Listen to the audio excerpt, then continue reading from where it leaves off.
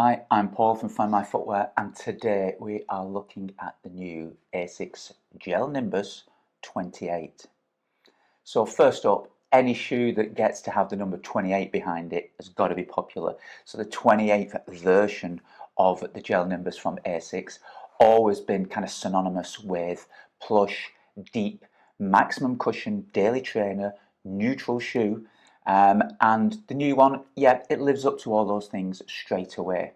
It is very similar to the 27, but let's have a look at some of the differences first up before we get into the feel and the ride of the shoe. So first up, the weight. It is down by about 20 grams. This one is coming in at 281 grams, 9.9 ounces in the men's, 242 grams in the women's, which is around 8.5 ounces. So lighter, and it feels lighter in the hand when you compare the 27 and the 28. It feels lighter on the foot. How have they done that? Well, new outsole.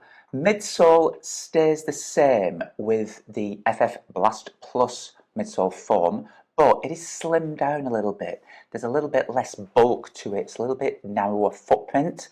Still remains very stable, but they've just kind of trimmed it down all the way around. Talking of the midsole, FF Blast Plus, running the full length of the shoe, we've got the pure gel insert in the heel. Now, I must be honest, when you see a pure gel on its own, it's only about 3mm thick. When it's buried in a midsole stack that's around 44mm thick, I really don't think that you can feel much difference and can kind of really tell it's there.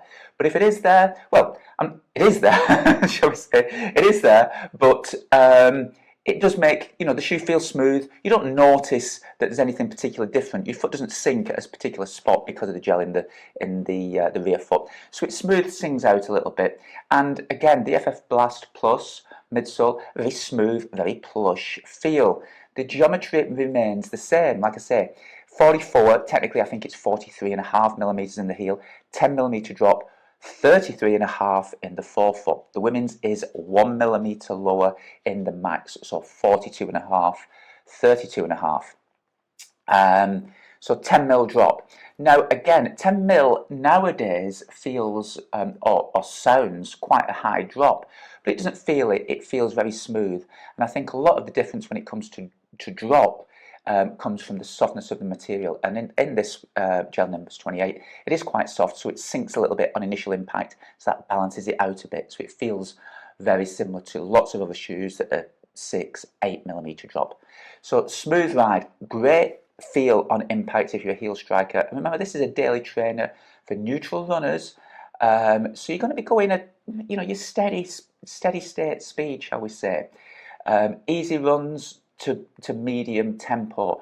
I'm assuming most people would have, let's say, 2 pairs of shoes as a minimum. They may not, in which case the Gel-Nimbus is absolutely fine. But if you've got 2, you're going to be using this for your daily easy miles, okay? And at that, it feels very nice. It feels very smooth, very efficient.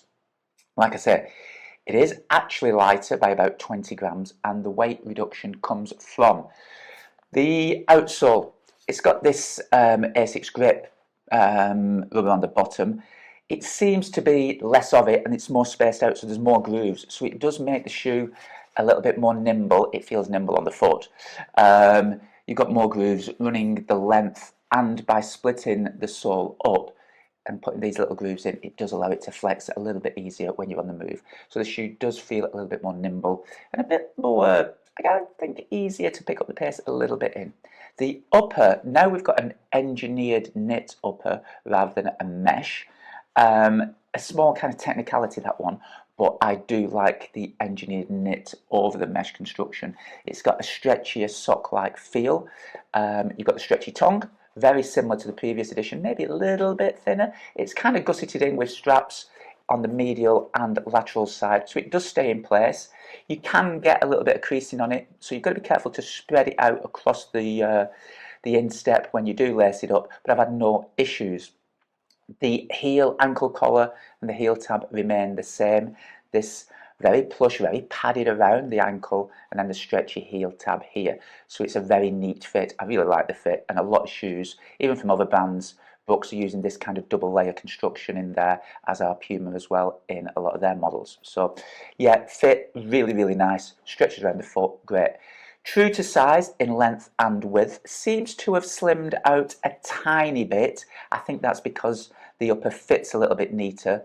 So not as much kind of wiggle room, but ample, you know. It's not a wide fitting shoe. I wore the standard, same, true to size, length and width. Just a neater fit around my foot, so I really like that. Overall, a great shoe. I think the issue we have now, for ASICS in particular, they have a lot of shoes in the neutral cushion category, the Nova Blast, the Cumulus, the Super Blast, the Mega Blast. All these shoes, you know, you could quite easily choose any of these shoes and they would serve the same kind of role in your running rotor. So, you know, it's the Nimbus, it is the 28, it's very well established, people will stick with it, but there are a lot of options available. From other brands, yeah, you've got things like Glycerin Max, similar price, Glycerin Max 2 rather, from Brooks, similar price, higher stack, a touch, and a nitrogen infused form. You've got the Mag Max 2 from Puma. You've got the New Balance 1080 V15 coming next month as well. So a lot of options coming, a lot of updates from competitor brands in the next few weeks. Will this remain as popular? I'm sure it will. I'm sure there are enough loyal fans to keep it in the range, and we'll see the Nimbus 29, the Nimbus 30, and so on. But there's a lot of competition out there. So a very credible shoe, still stacks up, still does the business. A lot of good stuff from lots of people, and I'm sure ASICS will have a few more updates in 2026 as well. But there it is for now, the new Gel Nimbus 28.